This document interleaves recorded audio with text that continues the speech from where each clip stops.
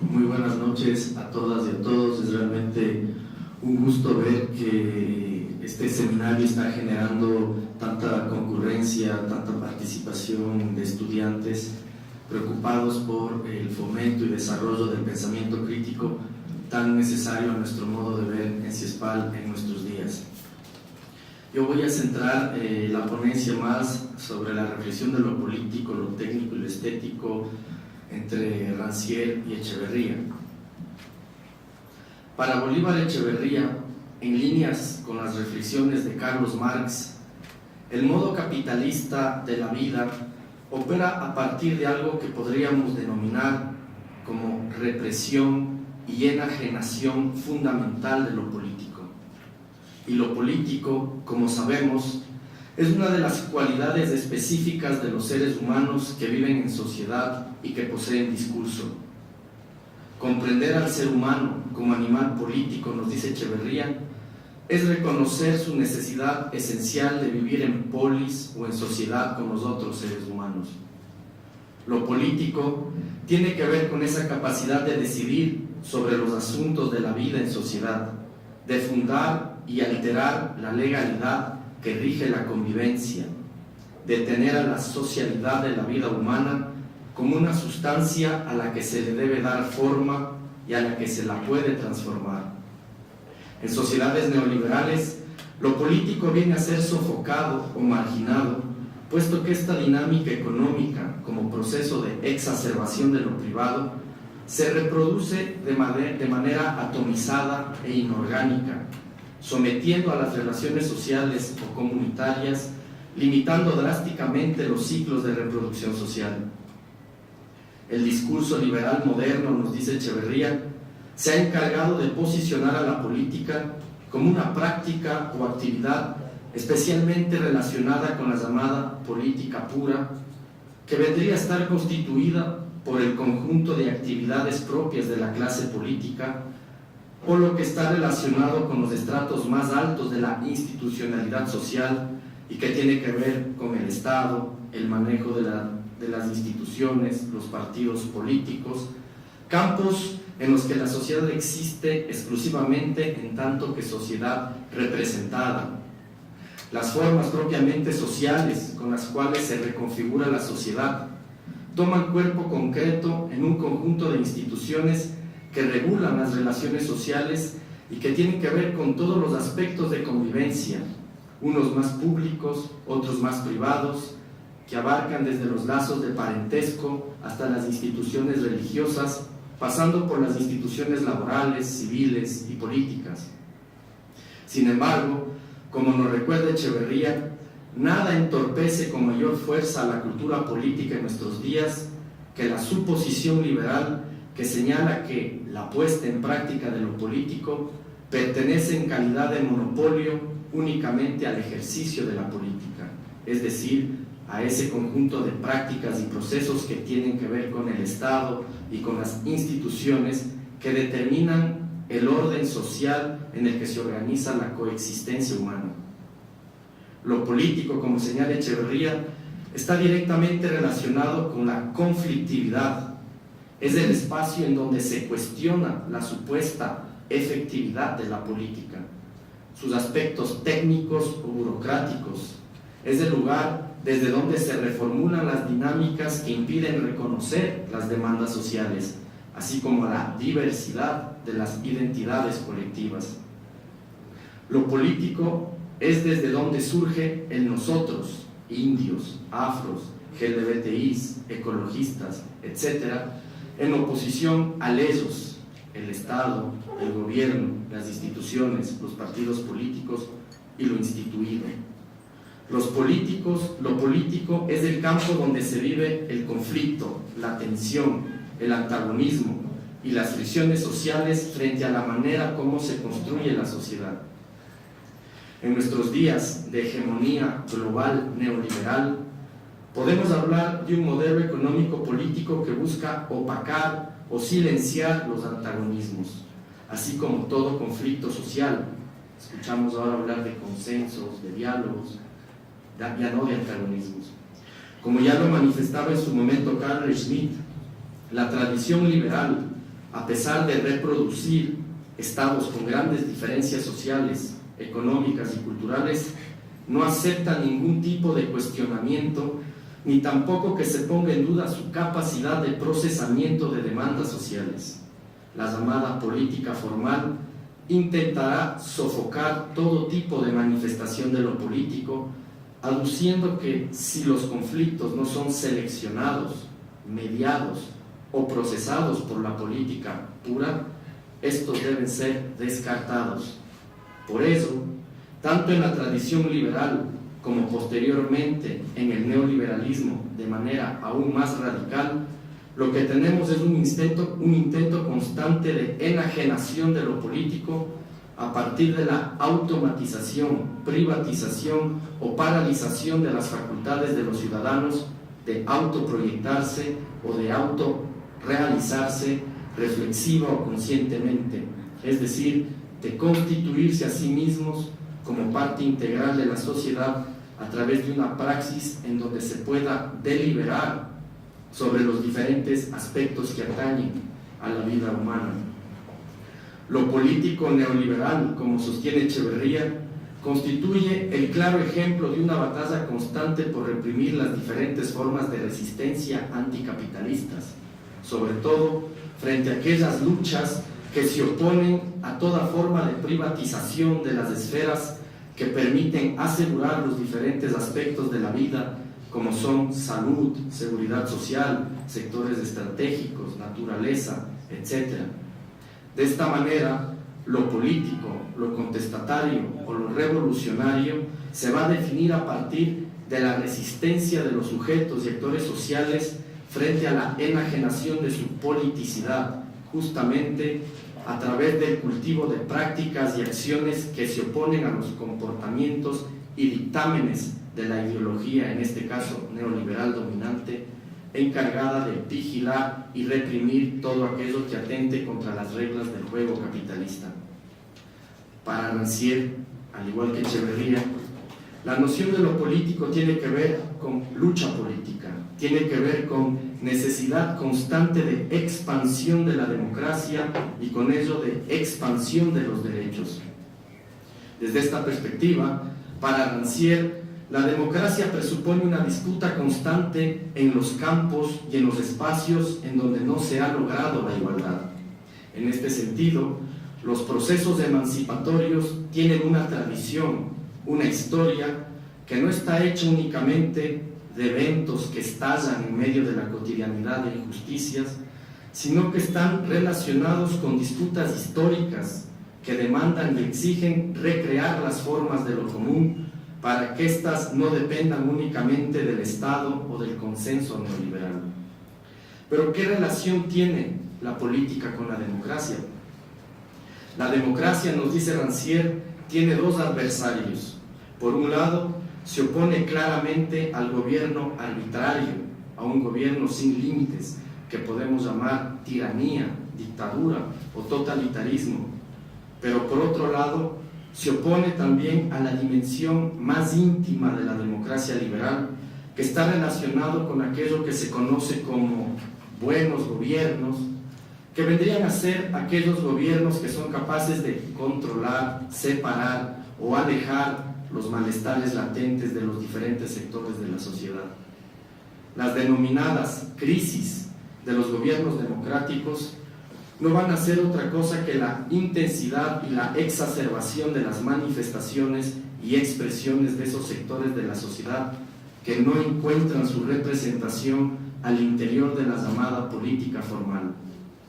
Democracia para Rancière quiere decir entonces una amplia y constante participación popular en las discusiones que atañen a lo público frente a esa idea o presupuesto de las democracias restringidas que se enfocan básicamente en la necesidad de una satisfacción de lo estrictamente individual o particular.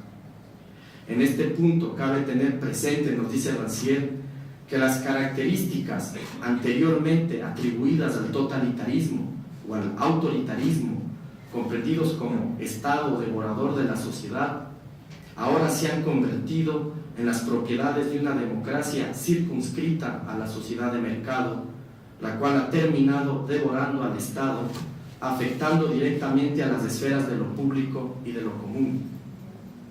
De esta forma, como nos plantea Rancière, el sistema democrático terminó transformando la dignidad personal en un simple valor de cambio, convirtiendo el conjunto de libertades conquistadas a lo largo de las luchas en el tiempo en una pura y simple libertad de comercio o de empresa. Para el sistema neoliberal imperante, la única igualdad que se conoce y respeta va a ser la igualdad de mercado, que da por natural la dinámica de explotación, extorsión que se produce al interior de las tensiones entre empleadores y trabajadores. De este modo, el reino de la explotación se ha transformado en nuestros días en el reino de la igualdad, haciendo de la supuesta igualdad democrática una igualdad de mercado. La democracia de esta manera ya no designa una forma de sociedad o una forma de gobierno, sino que ha quedado relegada a la representación de los intereses de una minoría que se impone sobre la mayoría. En otras palabras, la representatividad política terminó reproduciendo el derecho a una construcción oligárquica de sociedad, en donde siguen siendo las pequeñas minorías las que controlan el poder económico y las que terminan configurando los asuntos públicos que nos atañen a todos. ¿Y qué rol juega la técnica política en la configuración de las llamadas democracias? El objetivo de la técnica política para estos autores va a ser el de limitar los conflictos, el de reducir la complejidad de las tensiones, para lo cual va a operar como instrumento de contención con el fin de evitar la discordia, la anarquía o la guerra civil. La técnica política neoliberal asume así un rol protagónico, nos dice Echeverría, al operar como garante de la autorrealización individual de todos los propietarios privados encargados de reproducir un determinado modelo de sociedad relacionado sobre todo con la acumulación acelerada del capital. Los estados liberales de este modo van a transformar la inestabilidad, el conflicto, la fricción y las asperezas o las resistencias anticapitalistas en dinámicas que permiten asegurar las condiciones de libertad o la llamada libre competencia. Siguiendo esta línea de reflexión, retomando otra vez a Schmitt, que es de la vereda opuesta, digamos, señala este autor que toda la elocuencia apasionada del liberalismo se va a elevar en contra de la violencia y en contra de la amenaza a la libertad, pero a la libertad individual. Sin embargo, detrás de la defensa y la exaltación del mundo de los negocios, lo que tenemos es el intento constante por parte de la política de aniquilar los espacios de manifestación de lo político. Para eso, la política liberal se va a servir del llamado Estado de Derecho, que quiere decir del derecho privado, relacionado directamente con la propiedad privada. De esta forma, el pensamiento liberal termina por someter tanto al Estado como a la política a una moral individualista de derecho privado, cuyas categorías económicas terminan aniquilando lo político de la vida privada, al mismo tiempo que potencian la idea de la felicidad individual. De esta manera, a través de un conjunto de técnicas políticas institucionalizadas, los gobiernos, representantes de las élites económicas, van a convertir las pasiones democráticas en placeres privados, tornándolos insensibles a los bienes comunes, utilizando la llamada ciencia de los expertos para aplacar y sofocar las pasiones de las multitudes. Técnica política, derecho privado, moral individualista, supresión o represión de lo político, nos conduce a lo que Rancière denomina como el individualismo capitalista. La revolución protestante o la ética protestante del espíritu del capitalismo, también definida por Max Weber, terminó por disolver gran parte de los vínculos sociales al atomizar la vida de los individuos, disolviendo los lazos naturales e históricos a través del artificio de las leyes e instituciones con las cuales busca priorizar los requerimientos del sistema capitalista. Detrás de la clásica reverencia a la tradición angloamericana de la democracia liberal y de los derechos del individuo, se puede apreciar el triunfo de una revolución individualista que terminó por dividir el cuerpo social, lo cual se explica en gran parte el éxito y el desarrollo de una dinámica antidemocratizadora que se asienta en el discurso de las libertades individuales en oposición a lo que ellos denominan como la opresión del Estado. Frente a las denominadas malas democracias, consideradas asistencialistas, igualitaristas o colectivistas, se impuso la cultura de los derechos del individuo egoísta que conforma el desarrollo de las sociedades burguesas. Si reemplazamos el término individuos egoístas por el de consumidores, podemos entender que la igualdad que presuponen estos individuos democráticos no es otra cosa que la generalización de las relaciones mercantiles que fulminan cualquier búsqueda de bien común asociado al Estado. Baudrillard, por su parte, denunciaba en su libro La sociedad de consumo las pretendidas ilusiones de un personalismo enteramente sometido a las exigencias mercantiles. Veía en las promesas del consumo la falsa igualdad que enmascara una democracia ausente, que transforma al consumidor en un ente que juega alegremente con los objetos y signos del universo mercantil, estableciéndose así una relación entre democracia y consumo. De esta manera, la democracia se transformó en el reino del consumidor narcisista que varía tanto en sus elecciones electorales como en sus placeres íntimos. El individualismo para Rancière se presenta entonces como una buena causa para las élites, pero como un completo desastre para la civilización. La vida democrática se torna apolítica. Se entiende al ciudadano como un consumidor indiferente de mercancías o de industrias culturales, afectando gravemente al sentido republicano, ya que los gobiernos no están en medida de asegurar la reproducción de todos los seres humanos o no están en medida de protegerlos contra las injusticias de los apetitos individuales, haciendo que los gobernantes se tornen garantes de pequeños espacios de disfrute o de placer, asociado a lo que hoy se conoce como el reino de la democracia, del individuo y del consumo. No es a la colectividad en general a la que defiende con tanta pasión el promotor del individualismo democrático, sino a una cierta colectividad, la colectividad bien jerarquizada de los cuerpos, de las atmósferas, de los espacios, salud, educación, naturaleza, tiempo libre, de los cuales se apropian para favorecer a los grupos de poder. Este individualismo democrático no es más que un odio o rechazo a la igualdad, a través de la cual una inteligencia dominante se atribuye el rol de conducción del pueblo.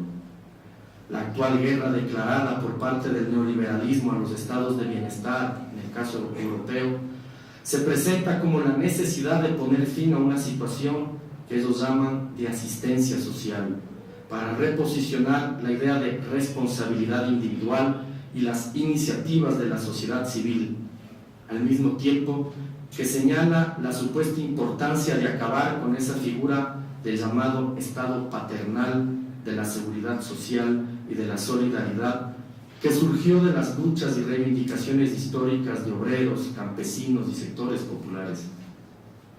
El objetivo hoy en día, nos dice Rancière, es acabar con las instituciones cuyo fin es fortalecer la solidaridad al interior de la sociedad.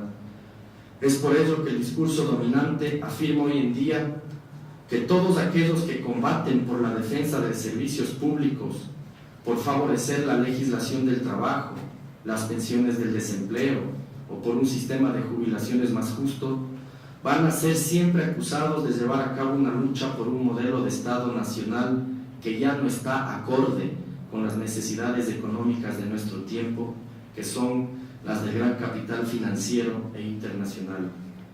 El llamado consenso neoliberal de esta forma Sugiere que nos adaptemos a sus necesidades, lo que en otras palabras quiere decir tomar distancia de las viejas demandas y reivindicaciones sociales, obreras y campesinas, consideradas actualmente por la ideología dominante como arcaicas.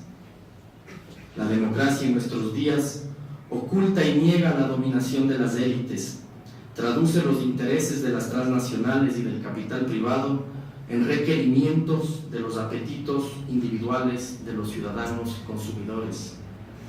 Para Rancière, democracia es todo lo contrario a lo señalado por el discurso dominante. Democracia, nos dice este autor, es una forma de gobierno que no permite que las oligarquías reinen a nombre del pueblo. Una plena democracia se opone a entregar los bienes públicos al poder de la mercancía. Una plena democracia arranca de los gobiernos oligárquicos el monopolio que ejercen sobre los bienes y servicios que garantizan una vida digna. Como decía Guy Debord, como ciudadanos de este mundo capitalista, tenemos que tomar distancia de la sociedad del espectáculo, puesto que vivimos en medio de la exacerbación de la apariencia que en realidad está separada de su verdad. ¿Qué hay detrás de la sociedad de consumo? Lo que tenemos al frente es un espectáculo, una forma de reproducción del mundo cuya realidad es la del desposeimiento. ¿Qué relación tiene todo esto con la contemplación, la estética, con la transformación de la sociedad? La emancipación comienza entonces, nos dice Rancière, cuando se comprende que mirar es también una acción que confirma o que transforma la manera como se han distribuido los roles y las distintas posiciones en la sociedad. Espectadores, sí, pero no como condición pasiva, que es la situación normal, sino espectadores activos, que ligan aquello que ven con lo que han visto, con lo que han hecho o con lo que han proyectado. El espectador está ahí para descifrar las imágenes engañosas, desenmascarar las formas ilusorias de enriquecimiento que no hacen más que encerrar a los individuos en sometimiento económico o en miseria. Espectáculo no como ostentación de imágenes que ocultan la realidad, sino por el contrario, para procesar críticamente las imágenes que invaden los cerebros, para transformar las condiciones existentes en energías capaces de reconfigurar otras realidades posibles. Como señalara en su momento Platón, nos recuerda Rancière, la política comienza cuando hay ruptura en la distribución de espacios y competencias e incompetencias, cuando los seres destinados al espacio visible del trabajo se toman el tiempo que no tienen para reivindicar la necesidad de un mundo común, para hacer ver en él lo que no se veía. Ahí es donde se da el encuentro entre política con el arte, cuando este se define como experiencia de disenso o como experiencia de reconfiguración de la experiencia común. La estética desde esta perspectiva tiene la capacidad de redefinir lo que es visible, de hacer ver aquello que no era visto, de hacer ver de otra manera aquello que pasa por inadvertido, o de poner en relación aquello que parecía no tener relación alguna. Y de esta forma generar rupturas en el tejido de lo sensible, en las empatías, en las percepciones, así como en la dinámica de los afectos.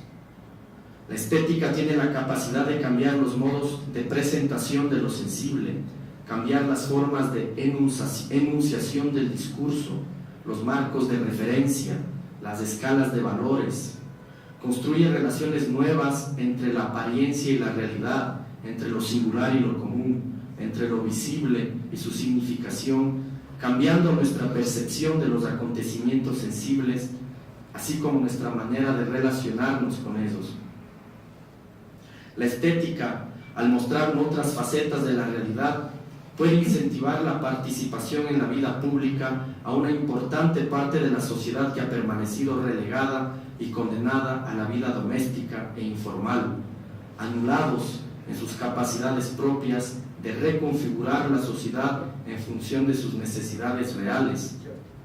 Para Echeverría, los seres humanos se encuentran siempre en medio de una tensión permanente entre el tiempo ordinario, tiempo de una existencia conservadora, tiempo del trabajo y de la producción, que mediante su acción restaura y reproduce las formas que nos imponen las dinámicas del neoliberalismo, y el tiempo extraordinario o tiempo de una existencia innovadora que se enfrenta a esas formas mediante la invención de otras nuevas o alternativas.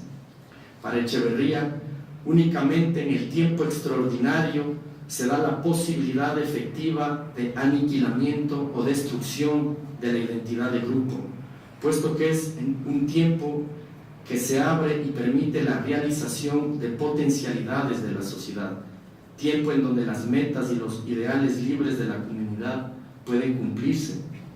Es en el tiempo extraordinario, ya sea en una manifestación, una movilización o en una fiesta, en el que la comunidad se pone realmente en cuestión, contraponiéndose al otro tiempo, al de la vida cotidiana, que está dominado por la práctica rutinaria de la acumulación y reproducción del capital. El cultivo del arte y de la estética contribuye de esta manera a rasgar las costuras de la rutina, interponiéndose al tiempo ordinario, potenciando las capacidades humanas de cuestionamiento de las identidades dadas o impuestas, las cuales reproducen cotidianamente el funcionamiento automático y efectivo de la sociedad. El arte o la estética son justamente eso, una ruptura, una irrupción, un aparecimiento, una explosión en medio de la existencia rutinaria. Para Echeverría existen diferentes formas de ejercer esa ruptura, entre las cuales nos pone como ejemplo el juego, la fiesta y el arte, dimensiones que comparten entre sí el rasgo común de una búsqueda de restablecimiento de los sentidos de la vida frente a la artificialidad productivista que nos aísla y oprime como seres humanos. El juego, dice Echeverría, se presenta como una ruptura que consigue que se inviertan, aunque sea por unos instantes, los papeles que el azar nos ha impuesto. El momento lúdico trae consigo el placer de la experiencia de una pérdida fugaz de todo soporte, la instantánea convicción de que el azar y sus consecuencias pueden ser, al menos por un momento dado, intercambiables. La fiesta, por su parte, como agrega Georges Bataille, es una dimensión en la cual está permitido y en la que incluso se exige aquello que está absolutamente vetado o excluido en el momento ordinario. La transgresión de los límites propios o de los límites socialmente establecidos son los que le da el sentido a la fiesta. Allí los seres humanos encuentran su colorido, siendo justamente esas transgresiones las que llaman la atención.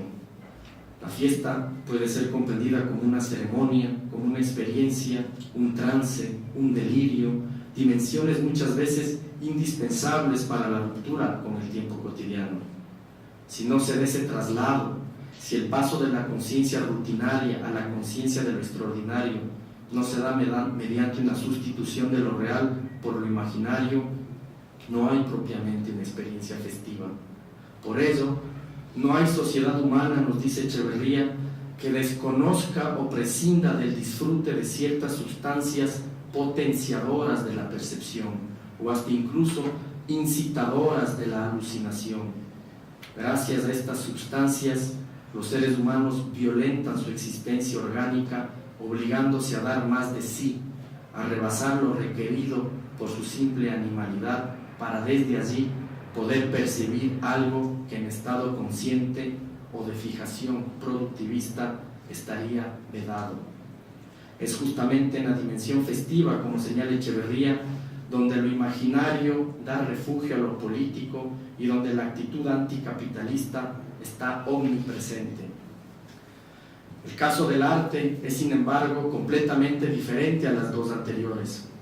Con el arte, nos dice Echeverría, se intenta revivir esas experiencias de plenitud de la vida, pero ya no mediante el recurso a ceremonias o ritos, sino a través de sus propias técnicas, de sus propios dispositivos, instrumentos, que nos invitan a apreciar otras dimensiones de la vida que la rutina obstruye, silencia, posterga o calla. La experiencia estética proporciona al resto de la comunidad oportunidades de contemplación, de aprendizaje, de goce, incluso en ocasiones de excepcional miseria. Es una forma de recomponer las relaciones sociales en un mundo no mercantilizado para que se regenere y alegre la vida mediante la irrupción del tiempo de lo extraordinario en el tiempo de la rutina, recuperando por unos instantes para la comunidad oportunidades de vivir la vida por fuera de las restricciones propias de este etos realista o de la globalización neoliberal. Muchas gracias por su atención. Bueno, voy a continuar. Muchas gracias, Asistal, por la invitación. Mi paper se titula Cultura y Política, aproximaciones desde el pensamiento de Bolívar Echeverría. Los planteamientos de Bolívar Echeverría sobre lo político se derivan de una construcción teórica de la cultura anclada en dos conceptos claves: el etos histórico y el valor de uso. Este paper intentará entretejer los postulados principales de cada uno para entender las dimensiones de la formulación de lo político en el plano imaginario de la vida social que plantea el autor.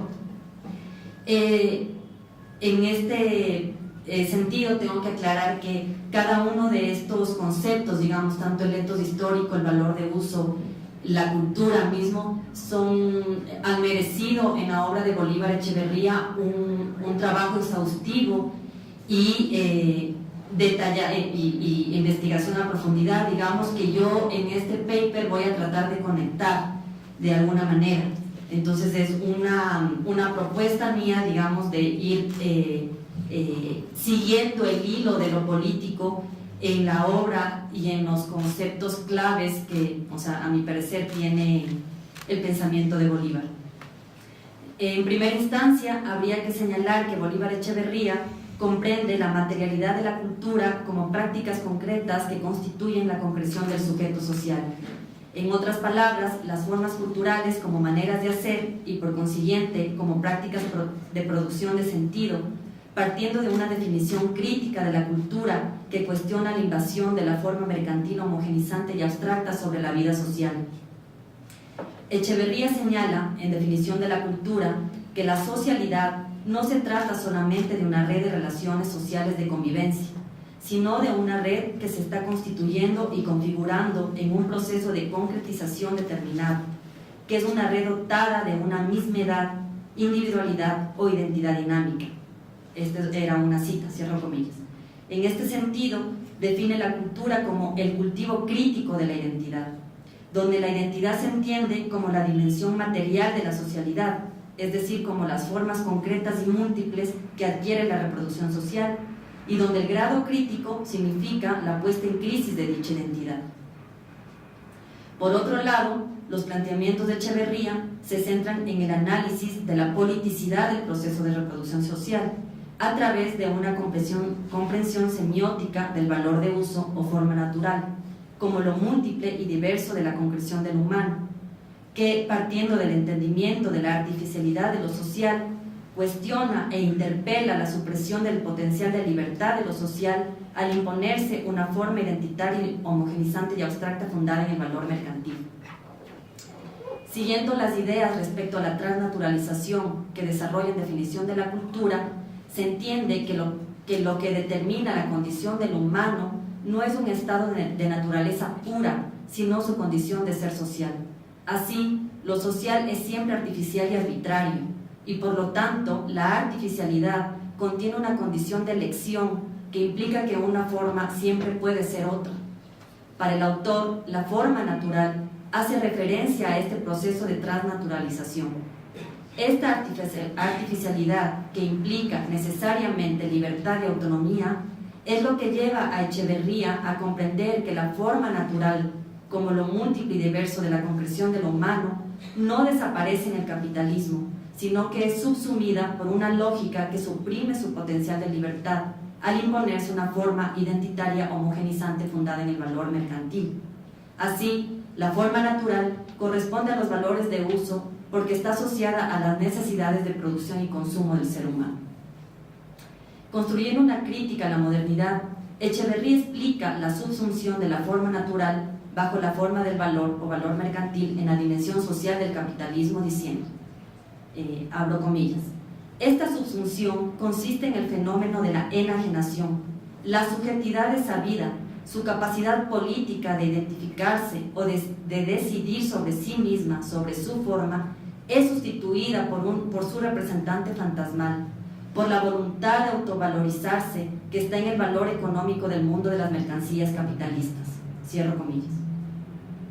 Cabe señalar que las ideas desarrolladas por Echeverría respecto a la comprensión semiótica del valor de uso como forma cualitativa del mundo de la vida, es decir, como la pluralidad de lo humano, derivan de una noción de la reproducción social como un proceso de significación, por cuanto involucra producción de sentido. En consecuencia, si en el capitalismo el valor de uso es subsumido por el valor en tanto lógica productivista que domina la producción de sentido, la resistencia significará la supervivencia de una dimensión cualitativa, esto es, multiplicidad y diversidad de formas en el plano imaginario de la vida social, incongruente con la forma homogenizante de la valorización del valor del capitalismo. Así, pensar lo político, en términos de Bolívar Echeverría, implica reconocer la condición de politicidad del proceso de reproducción social. Esto quiere decir la politicidad como constitutiva de la identidad. Siguiendo al autor, lo político, en cuanto a realización material, se despliega en dos momentos de la reproducción social: el momento de lo sagrado o extraordinario y el momento profano o cotidiano de la vida social. El momento extraordinario es el momento de revolución o catástrofe, donde la identidad es puesta en crisis dentro de un tiempo que altera toda normalidad y la comunidad refunda o reactualiza la identidad.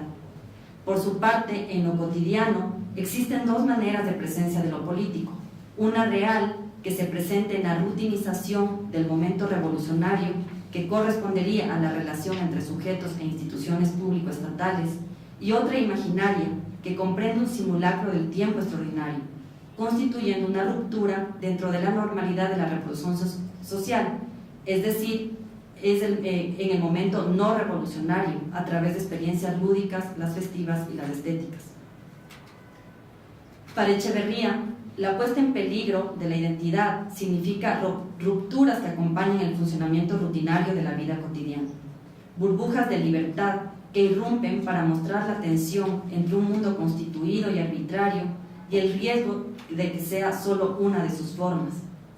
De este modo, lo político, definido por las rupturas dentro del plano imaginario de lo cotidiano, constituye pensar la cultura como formulación de lo político a partir de la supervivencia de una dimensión cualitativa de la vida social, es decir, de la irrupción de diversidad y multiplicidad de formas frente a una forma identitaria homogenizante que correspondería a la lógica mercantil. Precisamente, la configuración de lo político en el plano de lo imaginario, en tanto interiorización de subjetividades, permite conectar con el último de los conceptos claves dentro del pensamiento de Bolívar que hemos venido siguiendo, el etos histórico. Echeverría conceptualiza el etos histórico como un comportamiento y un carácter, señalando: ubicado lo mismo en el objeto que en el sujeto, el comportamiento social estructural al que podemos llamar etos histórico puede ser visto como todo un principio de construcción del mundo de la vida. Esta era una cita, cierro comillas.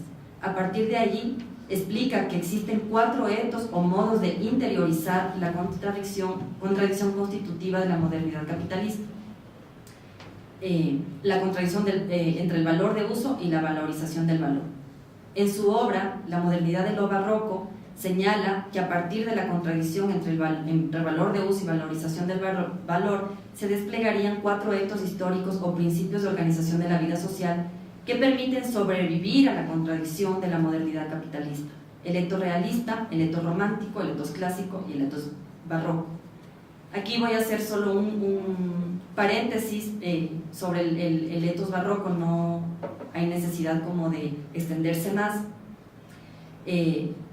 para seguir, digamos, en la línea que estaba o que propone este paper, ¿no? El etos barroco Entonces asume la contradicción como inevitable, pero la mantiene como inaceptable y ajena. Es decir, el etos barroco contiene una actitud de resistencia frente al hecho capitalista, afirmándose en el valor de uso, pero partiendo paradójicamente, y esto es una cita, de la experiencia de esa forma como ya vencida y enterrada por la acción devastadora del capital. De este modo, se plantea el barroco, en términos de constitución de subjetividades, como una estrategia para vivir en y no para el capitalismo.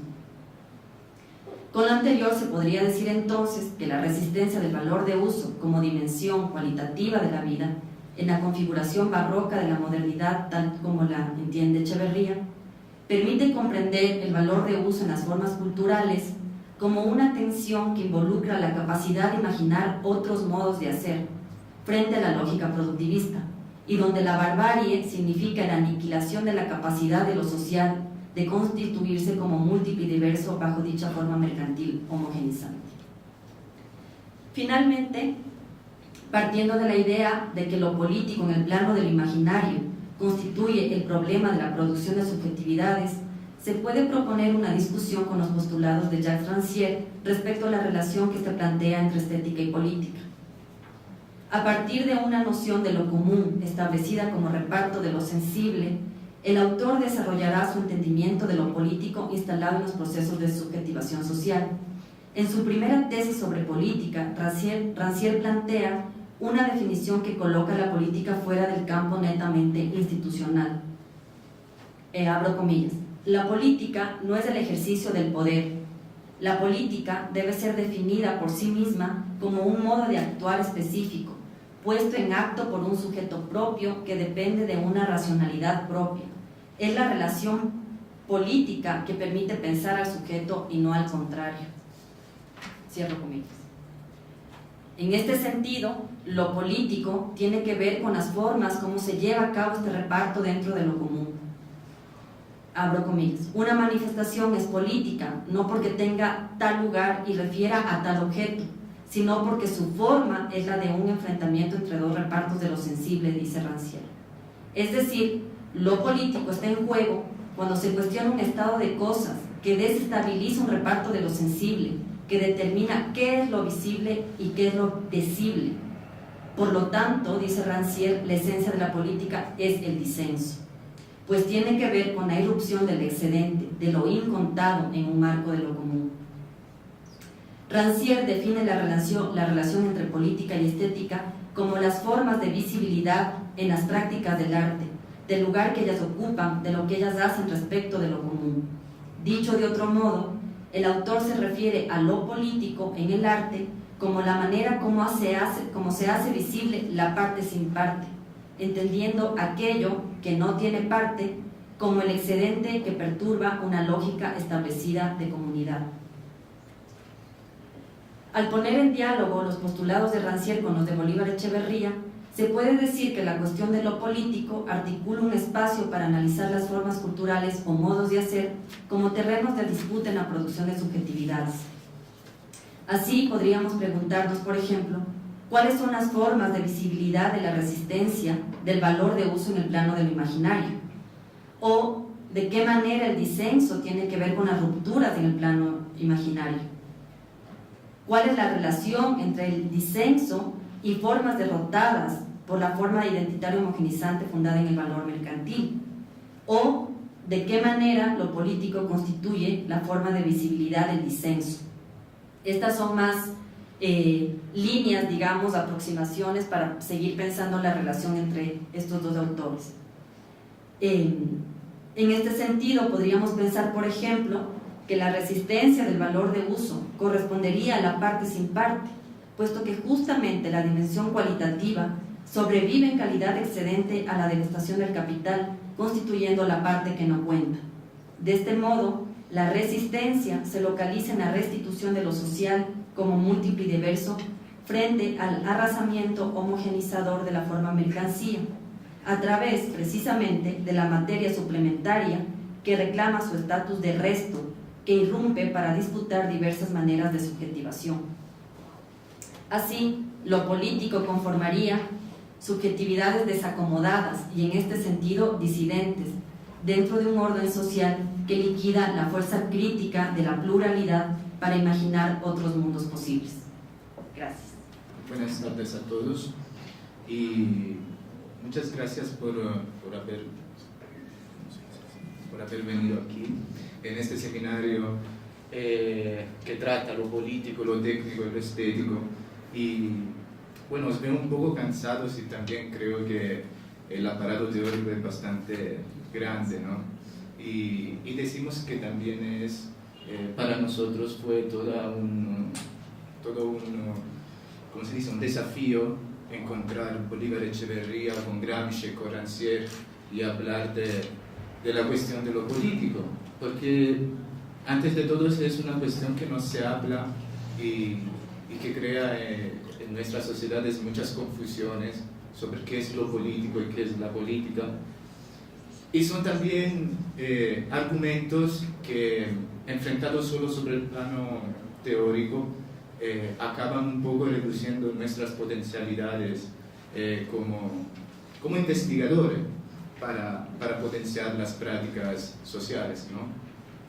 Y entonces buscaré en poco tiempo, porque ya es tarde, es una forma de traducir un poco lo político y la política, partiendo de Gramsci. Para mí es un honor hablar de Gramsci y para mí es un honor estar en este seminario que se titula Bolívar Echeverría. ¿Por qué?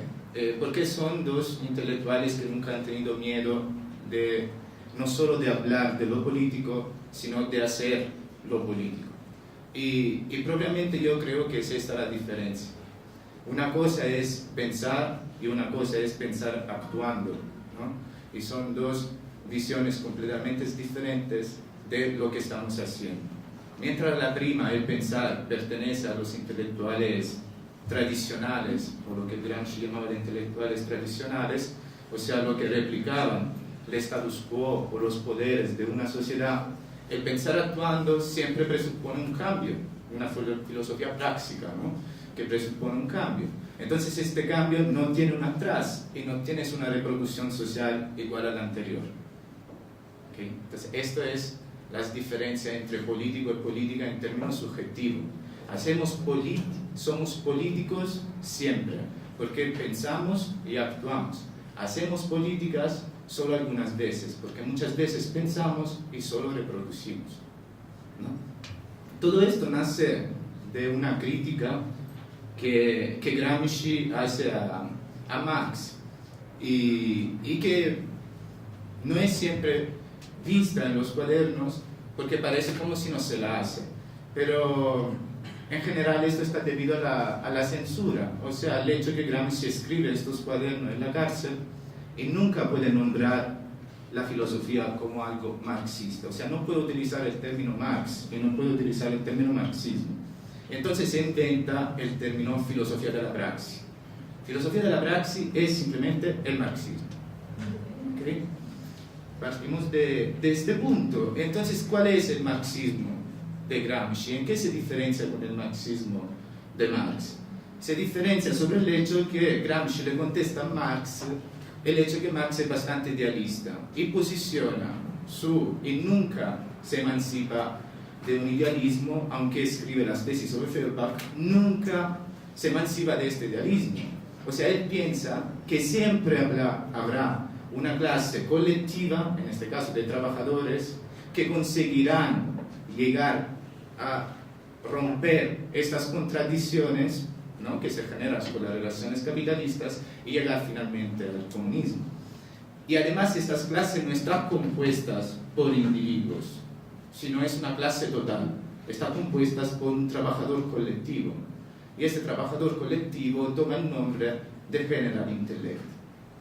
¿Okay? Haciendo un paso atrás. En los Grundrisse, o sea, los elementos preparadores al capital, Marx escribe: cuando nuestra sociedad llegará a ser tan desarrollada y a tener una inteligencia colectiva tan fuerte y tan desarrollada, entonces las contradicciones capitalistas llegarán a su fin y finalmente viviremos en el comunismo. El fin es ahora. Y yo os pregunto, ¿vivimos en el comunismo? No. Entonces, ¿cuál fue el error de Marx? Fue pensar que a priorísticamente, por alguna voluntad colectiva, este trabajador mental, este género intelecto de nuestra sociedad, serviría a la causa comunista. Pero no fue así históricamente, porque el desarrollo de la ciencia, de la tecnología, de los científicos, de los intelectuales y de nuestro pensamiento fue un desarrollo hegemonizado, hablando en términos de Gramsci, hegemonizado por algún tipo de dominio, que en este caso fue el dominio, en Europa podemos decir el dominio burgués, aquí en Latinoamérica en muchos casos el burgués, pero también el criollismo, y por esto Bolívar Echeverría lo identifica como una forma también de resistencia, y haces muy bien, porque no es bien identificable cuál es el valor que se estaba produciendo en Latinoamérica, cuando de primera forma lo que llevaban era el exterminio, y no era ningún valor para la sociedad, ¿no? Era la violencia. Entonces, regresando a nuestro Marx, Gramsci se da cuenta que este sujeto no puede ser el sujeto de la emancipación, o sobre todo no puede ser este sujeto así puesto, en orden de progreso o en orden de evolución. Y empieza a pensar el por qué hay una separación tan neta entre el sujeto emancipatorio y las relaciones capitalistas. Marx hace una relación disjunta, da un valor positivo a las fuerzas productivas, porque somos nosotros, y un valor negativo a las relaciones de explotación, porque es el capital. Gramsci se da cuenta que no es tan así, que nosotros, el capital, en realidad somos las mismas cosas. Y pertenecemos a esta realidad concreta, y en esta realidad concreta del capitalismo estamos luchando. Entonces, todas de estas dos visiones, decimos, nacen muchos marxismos y muchas interpretaciones de lo político y de la política, pero en general la mayoría se basan sobre la obra de Schmitt. Schmitt intentaba dar una prioridad a lo político respecto a la política, pensando y estableciendo que antes, en un término cronológico, en nuestras sociedades se amadurece el político y después se instaura la política como sociedad. ¿Okay? Antes tenemos que amadurecer un pensamiento, un actuar políticos, y de ahí deviene una sociedad política. Si hacemos un paso atrás y analizamos la sociedad burguesa ha tenido un político, ¿no? Lo político burgués que ha fundamentado la política burguesa o el Estado burgués, o lo que en Gramsci se denomina Estado total o integral.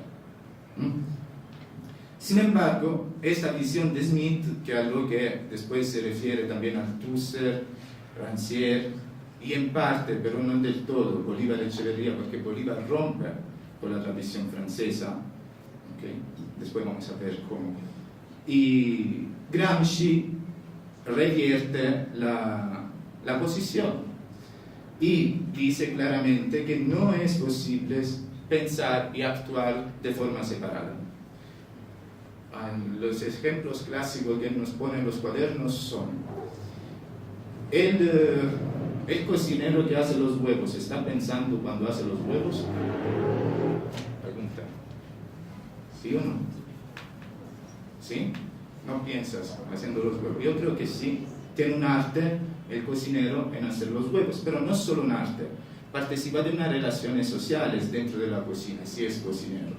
Participa de unas relaciones capitalistas de producción, si es cocinero. Y entonces no solo estás pensando, sino está actuando haciendo los huevos. Y sobre todo tiene una función social. Aquel acto, el acto de trabajo, tiene una función social. ¿Okay? El mismo cocinero, leyendo una poesía, cuando regresas en su casa, se pone a leer la poesía. ¿Tiene función intelectual? No. La función intelectual la tiene quien la ejerce en la sociedad. Como la función del cocinero la tiene quien ejerce la función del cocinero en la sociedad. Y estas son las funciones políticas. Es inútil decir que no tenemos funciones políticas cuando nuestras vidas están hechas de funciones políticas. Todo momento es un momento político. También el momento decisional, de donde vamos a decidir ¿dónde vamos a cenar esta noche? Tiene atrás un pensamientos políticos, ¿no? ¿Okay? Entonces, para Gramsci, el pensar y el actuar nunca pueden estar separados, y no lo están. Lo que tenemos que llegar en términos colectivos es crear las formas a través de las cuales pensamos para actuar mejor o para tener más amplitud en nuestra actuación política, y esto se trata de hacerlos juntos, o actuamos generando teoría que nos ayuden a ampliar esta actuación. Ahí hay el nexo indisoluble entre el pensar y el hacer. Y de todas formas, nunca pensamos para hacernos daños o nunca pensamos para retroceder en nuestras sociedades. Siempre pensamos en principios de progresivos, sobre todo en estas sociedades donde estamos envueltos por unas hegemonías bastante reproductoras del sistema neoliberal, ¿no? Entonces no existe diferencia o no existe más diferencias conceptuales entre el sistema político, o sea, la política entendida como sistemas políticos, y el sistema civil, la sociedad civil. Y de todos estos discursos deviene la importancia de Gramsci en nuestra actualidad, porque en nuestra actualidad, desde los años 70, nos están, reforzando la idea que existe una clase neutra en nuestras sociedades, una sociedad neutra. ¿Okay? Esta sociedad neutra es la sociedad civil. La sociedad civil se presenta siempre como una sociedad no política, que no toma decisiones políticas y que no hace parte de la sociedad política. Y lo hacen propiamente con una separación de intentos. Separamos lo que es política de lo que es sociedad civil. Y de esta forma lo que hacemos es no pensar nuestros políticos en el momento que estamos asumiendo el papel de sociedad civil. Regresamos un momento. Vosotros en Ecuador tenéis la historia de los movimientos indígenas. La historia de los movimientos indígenas es una historia netamente política. Es una historia que Gramsci examinaría reutilizando el término de subalternizado, ¿no? O de subalternidad. Cómo una hegemonía ha producido el subalterno. En este caso, cómo la modernidad capitalista o neocapitalista de Ecuador ha producido el sujeto subalternizado indígena. ¿Estamos? La lucha indígena, o sea, del subalternizado, se nos presenta, pero por los mismos sujetos indígenas como una lucha apolítica. No, nosotros no somos políticos, no, nosotros no hacemos políticas. Nosotros nosotros trabajamos y luchamos para el buen vivir, para el conocimiento ancestral. Este conocimiento es un conocimiento político. La acción sobre este conocimiento es una acción política. Entonces, ¿por qué nos estamos siempre yendo del núcleo del campo de la política? ¿Por qué escapamos de este campo? Esta es la pregunta que nos hacemos. Desde los años 70 nos estamos escapando, fugando del campo de la política.